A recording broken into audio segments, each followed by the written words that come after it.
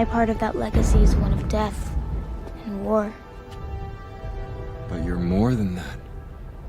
Hello, it is time for Ahsoka to let go of her past. In this intriguing video we delve into the mystical realm of the Force and explore the fascinating question: why did Anakin Skywalker appear to Ahsoka Tano instead of anyone else? As fans of the Star Wars universe know, Anakin's transformation into Darth Vader and his eventual redemption had a profound impact on the galaxy far, far away. But his connection with Ahsoka runs deep, and it raises some compelling questions. The most significant foe a Jedi will encounter in Star Wars is an internal foe. A Jedi may occasionally suppress their emotions out of internalizing trauma, regret, or fear, but they won't completely find peace until they face their inner demons. Obi-Wan Kenobi, for example, conquered his sorrow and remorse by reopening himself to people rather than remaining distant and cautious of them. Luke Skywalker is a prime example of it. His anxiety led him to seclusion, and he didn't find serenity or a sense of direction until he mustered the courage to stand against the entire First Order. And Anakin Skywalker, whose fear of losing everything drew him to the dark side, was only able to atone for his mistakes and restore harmony to the Force when he allowed himself to let go and sacrifice himself for his son.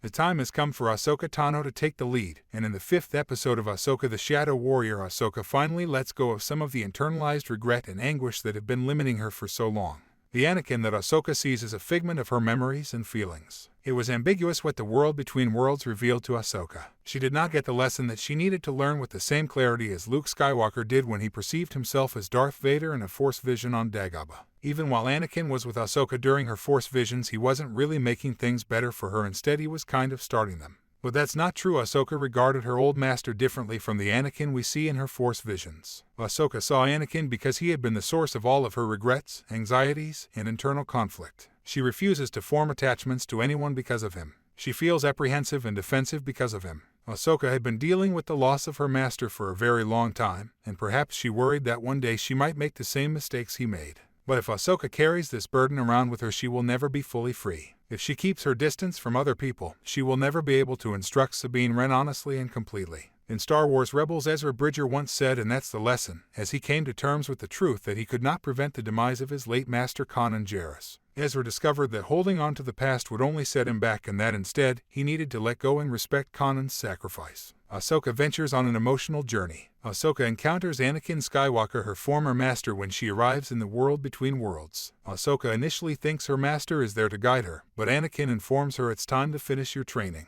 Having told Ahsoka that the lesson is a test to live or die, he ignites his saber and engages in combat with her. They suddenly disappeared into the past after that. Ahsoka, now portrayed by Ariana Greenblatt, is made to relive some of her most horrific and intense moments while serving as a Padawan in the Clone Wars. As a Padawan, Ahsoka struggles with her desire to be a Jedi who maintains peace rather than a Jedi who engages in combat.